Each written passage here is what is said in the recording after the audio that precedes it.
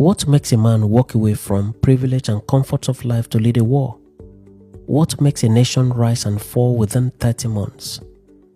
This is not just the story of a soldier. It is not just the story of a war.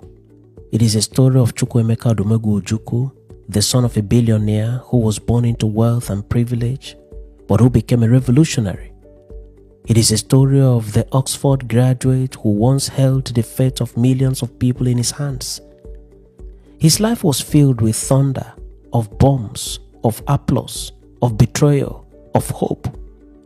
From exile to politics, from power to pariah to legend. What you're about to hear isn't just history.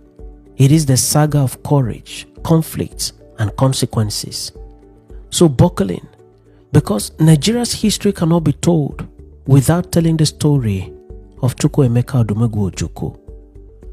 Born on November 4, 1933 in Zungeru, northern Nigeria, Ojukwu came into the world with everything. His father, Sir Louis Odumegwu Ojukwu, was not just any man. He was the first Nigerian billionaire and one of the country's most successful businessmen. From transport to trading, Sir Louis built an empire during colonial rule and held a seat on the board of multiple companies. It was expected that his son would naturally inherit the family. There was once a man who ruled Nigeria during its darkest hours. The man was 32 years old at the time.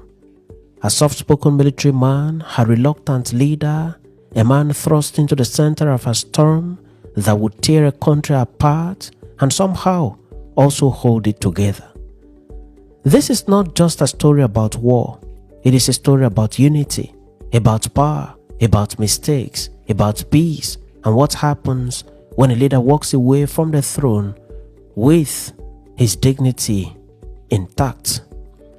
This is the story of General Yakubu Gowon, the man who led Nigeria through civil war, declared no victor, no vanquished, and then chose the quiet road when others would have chosen to be loud forever. Grab your seats, because what you're about to hear isn't just about history.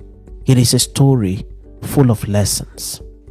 Born on October 19, 1934 in the small town of Lor, a small village within the Kanke local government area located in Plateau State, Nigeria, Gowon grew up in a Christian household as his father was a missionary with the Church Missionary Society, the CMS. Gowon made a bold move when he decided to join the military. At the time, Nigeria was still under British colonial rule, and the Nigerian military was